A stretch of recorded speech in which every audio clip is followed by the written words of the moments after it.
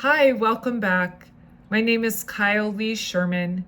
I am a Board Certified Behavior Analyst and a retired special education teacher of 31 years. Last week's video had to do with object imitation. This week, we are going to be focusing on gross motor imitation. And again, as I said last week, that imitation is the foundational skills for learning. It's a very important skill. If a learner cannot imitate another person's actions, teaching almost everything else becomes more difficult. Gross motor imitation is one of the earliest ways children learn from people around them. So what is gross motor imitation? Well, gross motor imitation is very simple. It's copying another person's body movement after seeing the movement. An example would be clapping hands, raising your arms, touching your head, stomping your feet, waving, spinning, jumping, marching, reaching up, patting your knees, etc. The learner watches the instructor perform the action, and then the learner copies it. Why is gross motor imitation important? Children learn naturally through imitation. Think about typical development. Children imitate parents, siblings, teachers, peers, and without imitation, learning slows down dramatically. Gross motor imitation is the beginning of attending, learning from others, following models, play skills, language skills, and social interaction. Prerequisite skills that are needed before teaching imitations would be, can the learner attend to another person? Can they visually track movement? Can they sit with an instructor? Can they tolerate prompting? Can they contact reinforcement? If not, these skills may need to be developed first. So how would you teach a gross motor imitation? Step 1 would be to gain attention, using a word such as look and waiting for eye orientation. Step 2 would be to present one movement. An example would be touch head. Do not talk excessively and keep your language simple. So you would say touch head. That's step 3 would be to deliver the instruction. Do this and model it immediately. Prompt if necessary, always using the least intrusive prompt that results in success. Examples would be a partial physical prompt.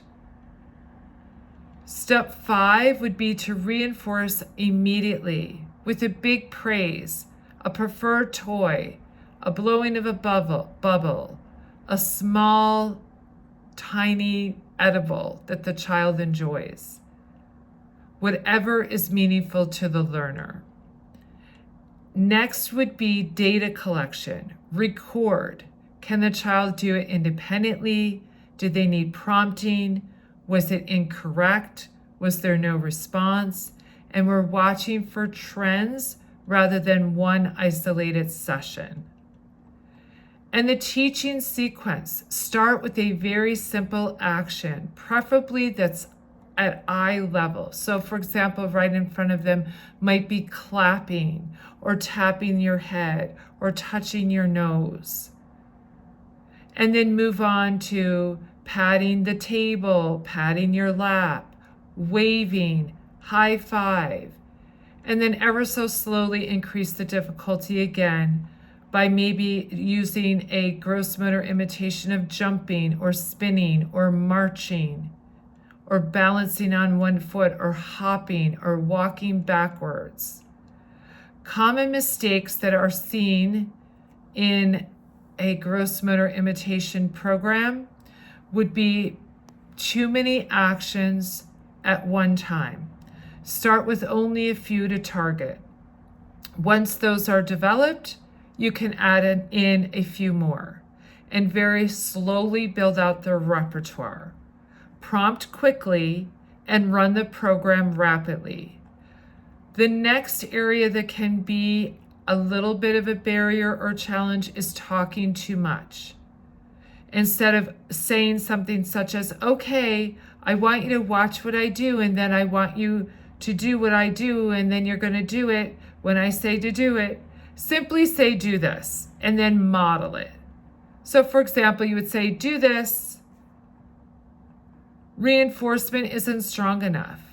If imitation isn't increasing, evaluate reinforcement. Evaluate those prerequisite skills for learning.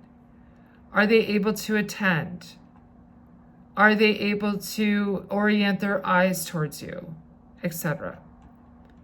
If the learner isn't looking, work on looking first.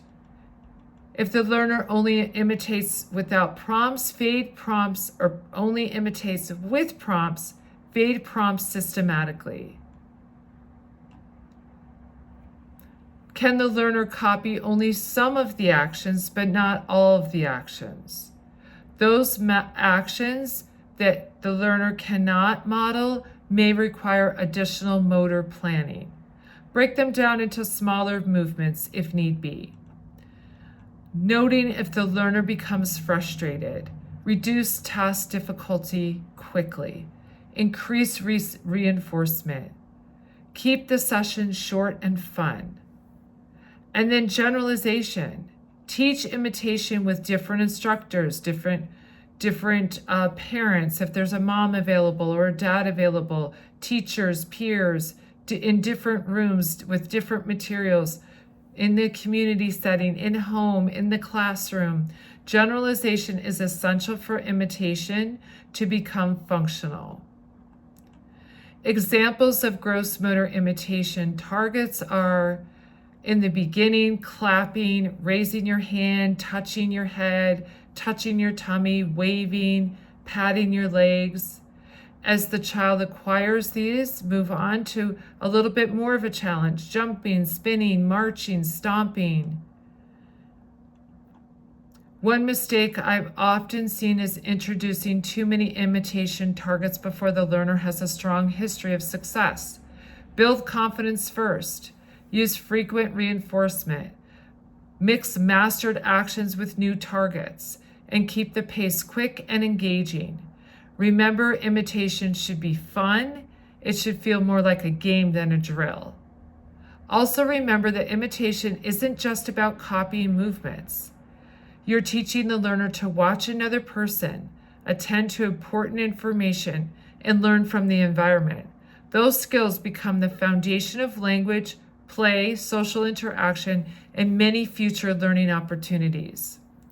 If you found this video helpful, subscribe for more practical ABA trainings where we focus on evidence-based teaching strategies you can use immediately with your learners. In the comments, let me know what ABA topics you would like me to cover next. Linked in my description below will be a resource that links up to my Teacher Pay Teacher that I already have all of these imitations placed on a ready-to-use teacher resource, flashcards, data sheets that you can use immediately. Thank you for watching, and see you again. Bye.